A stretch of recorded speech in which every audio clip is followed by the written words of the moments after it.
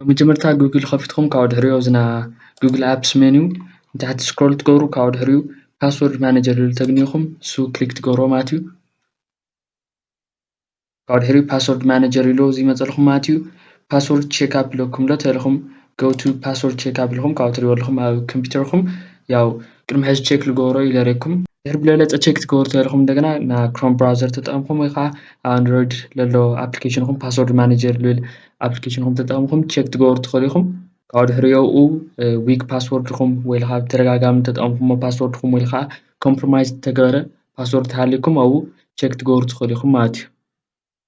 ሶ እዚ ሕዚ ስክሮል ትገብሩ ተለኹ ዝተፈላለዩ ዌብሳይታት ሴቭ ዝገበረለይ ፓስወርድ የምፀለይ ኣሎ ማለት እዩ። ሕዚ ንኣብነት ሓዲኡ ክሊክ ተገይረ ቬሪፋይ ንክገብር ይጥይቐኒ ማለት እዩ። መጀመርታ ኣብዚ ፓስወርድ ከዓ ኣትዩ ኢለኒ ኣሎ ማለት እዩ። ፓስወርድኩም ኣቲኩም ዝረሳዕኩሞ ፓስወርድኩም ናይ ባዕልኩም ፓስወርድ ኣቲኩም ትሪእዎ ትኽእሉ ኢኹም ከምዚ ፓስወርድ ፅሒፍኩም ማለት እዩ። ናብ ሴቲንግስ እንደገና ክሊክ ትገብሩ ተለኹም ኣብዚ ዝተፈላለዩ ኦፕሽናት እኒአኩም ኦፈር ቱ ሴቭ ፓስወርድ ኢለኩም ሎ እዚ ያው መብዛሕትኡ ግዜ ኣብ ዌብሳይታት ሳይን ኢን ትገብሩ ተለኹም ወይ ሳይን ኣፕ ትገብሩ ተለኹም ፓስወርድኩም ሴቭ ትገብርዎ ይነግረኩም እዩ።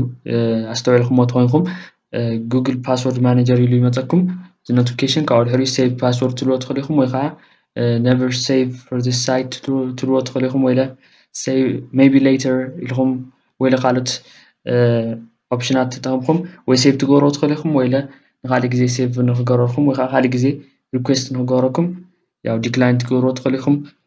ዝሮ ዝሮ ኦፈር ቱ ሴቭ ፓስወርድ ዝብል ኣሎ ኦፍ ተገይርኩሞ ካብ ሕዚ ያው ኣብ ማንኛውም ዌብሳይት ሳይን ኣፕ ትገብሩ ትምክሩ ተለኹም ወይ ከዓ ሳይን ኢን ትገብሩ ተለኹም ሴቭ ዘይተገበረ ፓስወርድ ተነይሩ ሴቭ ንክትገብሩ ሪኩዌስት ኣይሰደልኩም እዩ ማለት እዩ።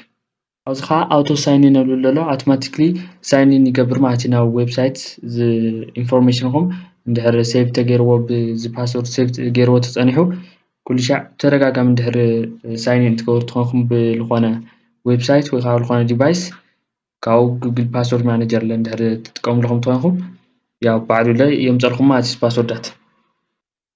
ኣብዚ እንደገና ኤክስፖርት ፓስወርድ ዝብል ኣሎ ተኢልኩም ፓስወርድኩም ኩሉ ኤክስፖርት ትገብርዎ ትኽእሉ ኢኹም።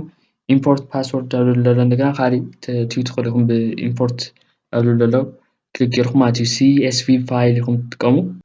ሶ ታሕቲ ስክሮል ምስ ገበርኩም ዲክላይንድ ሳይትስ ኤንድ ኣፕስ ዝብል ኣሎ ቅድሚ ሕዚ ፓስወርዳት ሴቭ ንክገብረልኩም ዝሰደደልኩም ሪኩዌስት ዲክላይን ገይርኩሞ እንድሕር ትፈልጡ ተኮንኩም ያው የምፀልኩም እዚ ዌብሳይታት ማለት እዩ ዝርዝረልኩም ኣብዚ።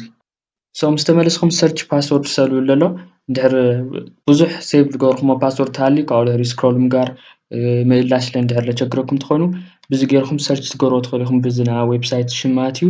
ሕዚ ንኣብነት ካንቫ ኢለ ሰርች ክገብር ይኽእል እየ ካብኡ ና ካንቫ ትሪእዎ ኣለኹም ካንቫ ኢሉ መፂኡለይ እኒአ እዚ ና ካንቫ ፓስወርድ ክርኢ ተለይ ክሊክ ገይረ ቬሪፋይ ገይረ ይርዮ ማለት እዩ።